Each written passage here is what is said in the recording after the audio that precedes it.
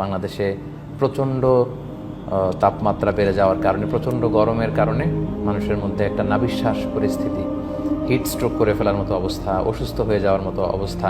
এবং যাদের সাথে আমরা কথা বলছি তারা প্রত্যেকেই খুব অস্বস্তিতে আছেন, অনেকে অসুস্থ, দোয়া চেয়েছেন আল্লাহ তাআলা তাদের সবাইকে সুস্থ রাখুন। এবং আল্লাহ তাআলার কাছে আমরা কামনা করছি আল্লাহ তাআলা এই তাপ যেন কমিয়ে দেন। তাপমাত্রা বেড়ে যাওয়া, তাপমাত্রা কমে যাওয়া, এগুলো সবই ন্যাচারাল ফেনোমেনা, এটা পৃথিবীর স্বাভাবিক একটা নিয়ম।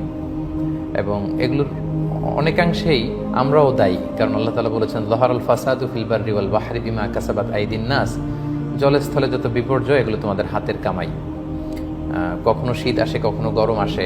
আল্লাহ তাআলা শীত গ্রীষ্ম উভয়টার কথাই কোরআনে বলেছেন। আল্লাহ তাআলা বলেছেন লি ইলাফি কুরাইশ ইলাফিহিম রিহলাতাশ শিতাই ওয়াস সাইফ। শীতা মানে হচ্ছে শীতকাল, আর সাইফ মানে হচ্ছে সামার।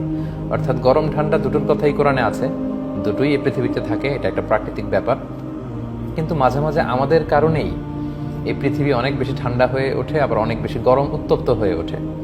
আমরা যদি দেখি যে আমরা যে পরিমাণে গাছ কাটি, আমরা যে পরিমাণে পাহাড় কাটি, আমরা যে পরিমাণে নদী সাগরগুলোতে ডাম্পিং করি, এগুলোর কারণে এই যে একটা ন্যাচারাল ইকো ব্যালেন্স, এটা নষ্ট হয়ে যাচ্ছে।